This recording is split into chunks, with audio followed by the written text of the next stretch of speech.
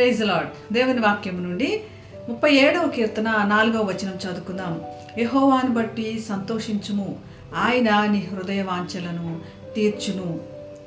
దేవుని యందు విశ్వాసం ఉంచి ఆయన యొక్క మహా గొప్ప కార్యములు తలపోర్చుకుంటూ ఆయన మన పట్ల చూపిస్తున్న ప్రేమను జ్ఞాపకం చేసుకుంటూ ఎప్పుడు ఆయనను స్తుతించండి.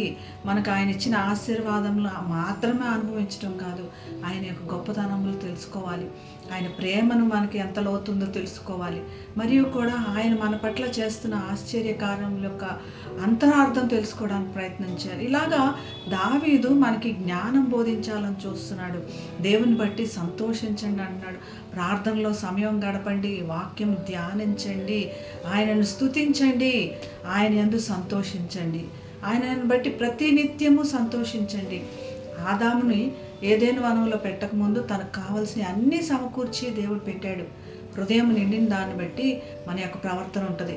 హృదయంలోకి మనం ఏం తీసుకుంటాము, హృదయం నిండుతున్నది ఏమిటి అన్నది మనం గ్రహించుకోవాలి. హృదయ వాంఛలు ఏంటి అన్నది తెలుసుకోవాలి. దేవుని యందు ఆనందించటమే మన యొక్క హృదయ వాంఛగా ఉండాలి. దావీదు అందుకని రాస్తాడు, దుప్పి నీటి వాగుల కొరకు ఆశపడుతున్నట్లుగా నా ప్రాణం నీ కోసం ఆశపడుతుంది దేవా అని. ఇలాగ ఆశపడిన పరిస్థితి ఉన్నప్పుడు నీకు కావాల్సినది దేవునికి తెలుసు. దేవుడు నీ కోసం అన్ని సిద్ధం చేసిన తర్వాతే నేను కలుగజేశాడు అన్నటువంటి భావన తెలిసినప్పుడు మనకు ఎంతో తృప్తి కలుగుతుంది. మన హృదయం తృప్తిగా ఉంటుంది. పరిపూర్ణమైన పరిశుద్ధాత్మను పొందుకొని పరిశుద్ధాత్మతో కలిగిన ఆనందము, సంతోషము నింపబడి పరిపూర్ణంగా నిండుదలగా సంతృప్తిగా ఉంటాము. మనకు కావలసిన ఎటువంటి వాంఛలు ఉండవు. కేవలము దేవుణ్ణి పొందుకొని దేవుని యందు ఆనందించి ఆయనను మనం ఆనందపెట్టే పరిస్థితుల్లోనే మన హృదయ వాంఛలు ఉంటాయి. ఇలాగ ఉన్నదా లేదా అన్నది మనం చూసుకోవాల్సిన అవసరం ఉంది. మిగతావన్నీ కూడా దేవుని యొక్క చిత్తంను బట్టి ఆయన యొక్క సమయంలో మనకు అన్నీ సమకూర్చబడతాయి. మన యొక్క జీవితములు ఆయన చిత్తంలో నడుస్తాయి.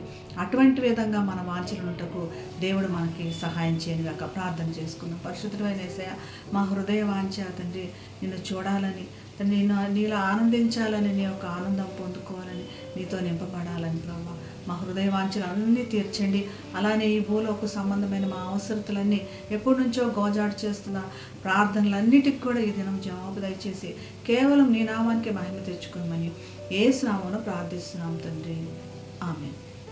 Have a blessed day. God bless you.